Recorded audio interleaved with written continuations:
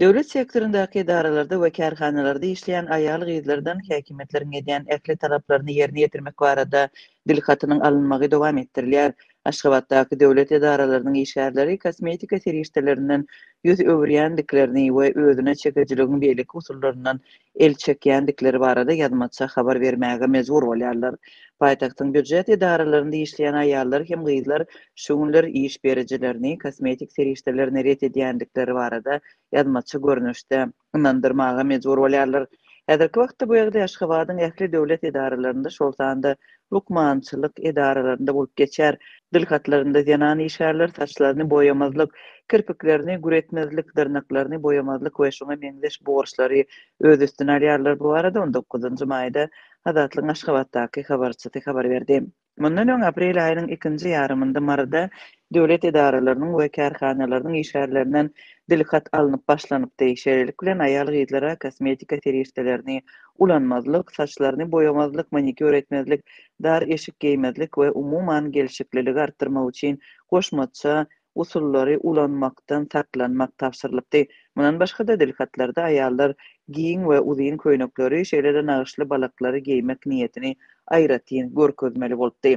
Aýal gyzlaryň daşky görnüşine bolan talaplardan başga da häkimetler olaryň özüni alyp barşyna gözegçiligini güýçlendirýärler.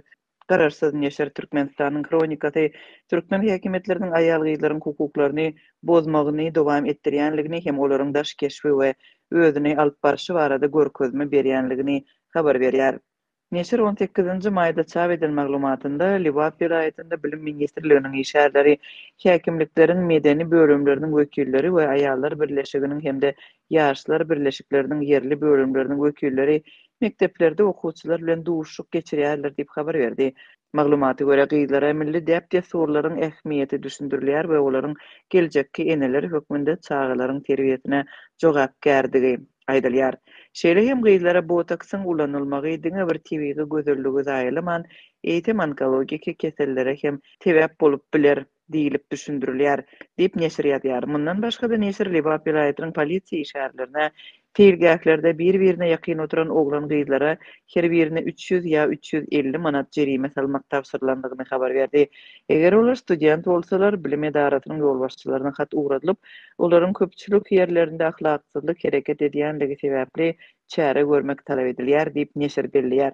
Şeýle-de Türkmenistanyň kronikasy aprel aýynyň başynda mejlisiň başlygy Gülşat Mämedowanyň prezident Serdar Berdimuhamedowa Milli Geňeşiň kanun goraýjy guramalaryň we jemgyýetçilik birleşikleriniň wekilleriniň Balkan vilayetinde gyzlaryň hem aýallaryň arasynda milli türkmen däp desurlaryna maşgala edip terbiýetiniň mukaddesligine bagşlanan wagaz nesihat işleriniň geçirilenligi barada hasabat berenligini ýatladýar.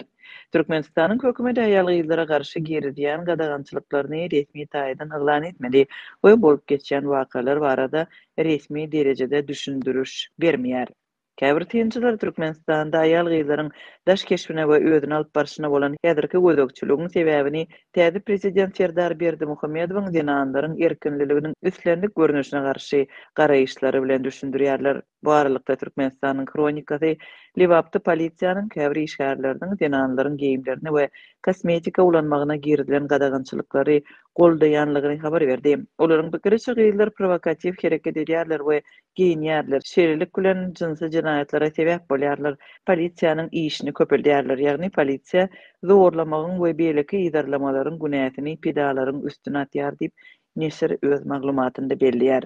Türkmenistanda aýallaryň daşky görnüşine we özüni alyp barşyna berk talaplar aprel aýynyň başynda başlanypdy. Botoksyň we emeli dyrnaklaryň gadagan edilmegi, desine ýüz boýagy dyrnak renklemek, saçy boýamak we ýene ençeme beýleki kosmetika amallara çenli giňeldilipdi. Soňulta häkimetleriň talaplary dar köýnek we jeans giýmek gadagançylygy bilen dowam etdirilipdi. Endi ilat hastaxanalarda da giyin köýnek we türkmen balagyny giýmeli edildi. 16-njy maýda Azatlyň habarçylary käbir sebit hastaxanalarynda bejir galýan näýat aýallara giyin köýnek giýmek we kellesine elmydama ýaglyk dakynmak, erkeklere bolsa gysga ýeňli ak pakta futbolka we giyin gara türkmen balaklaryny giýmek tapşyryldy diýip habar berdiler. Hastalar keselhanalarda talap edilýän täze giýimleri özleri bilen getirmeli.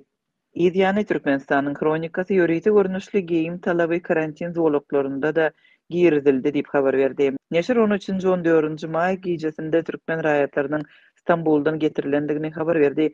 Karantine gelen wagtyn aýallar hajathanasynda ulanowat emele geldi. Olar bilen bile uçar arkaly gelen türkmen diplomaty aýallaryň daşky görnüşi bilen baglanyşykly täze düzgünler barada habar berdi we köp kosmetika hem aşy açyk ýa-da dar eşik giýmezligi talap etdi. Yupka, jeans we futbolka giýinen aýal gyzlar eşiklerini hajathanada milli uzyn köýnekleri öwürmeli boldular we ýüzlerindäki boýaglary ýuwup aýyrdylar diýip neşir 17 maýda çap eden maglumatynda ýazdy.